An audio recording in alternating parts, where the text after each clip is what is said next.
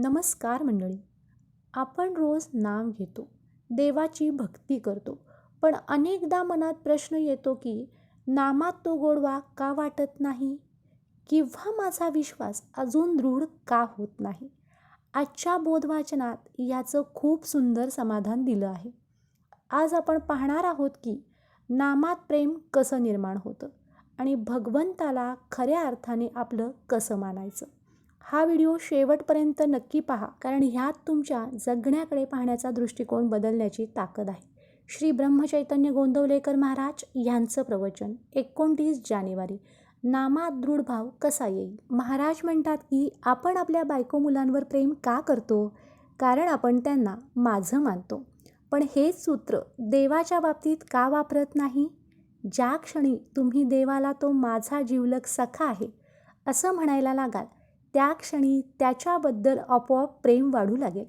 प्रेमाचं मूळ हे आपलेपणात असतं. आपण आजारी पडलो की औषध आणायला गड्याला पाठवतो, पण गुण आल्यावर आपण म्हणतो का की गड्यामुळे बरं वाटलं नाही.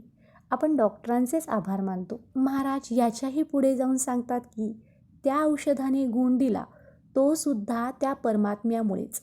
व्यवहारात कष्ट जरूर करा, पण यश देणारा तो वर बसलेला परमात्मा आहे हा भाव ठेवा. आपल्याला ज्या गावाला जायचं आहे त्या गावाची गाडी आली की आपण त्यात बसतो. डब्यात कोण भेटेल कोण नाही ह्याने आपल्याला फरक पडत नाही. तसंच साधनेच्या प्रवासात सृष्टीचे नियम काय, चमत्कार काय, ह्या भानगडीत पडू नका. तुमचं ध्येय नाम आहे, त्यावर लक्ष केंद्रित करा. जोपर्यंत देहबुद्धी आहे तोपर्यंत नामाचं महत्त्व कळणार नाही.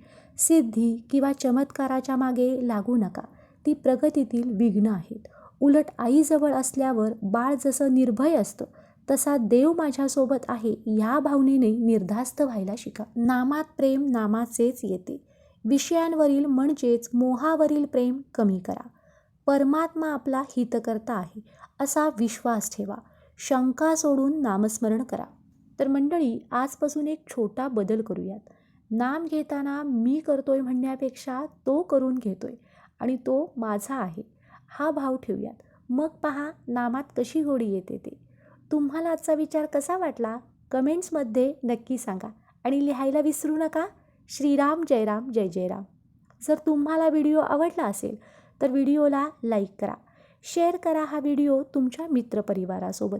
कोणी नवीन मंडळी आपले व्हिडिओ पाहत असतील तर त्यांनी पूजा अँड उद्धव व्लॉग या चॅनलला आठवणीने फॉलो करा. श्रीराम जय राम जय जय राम.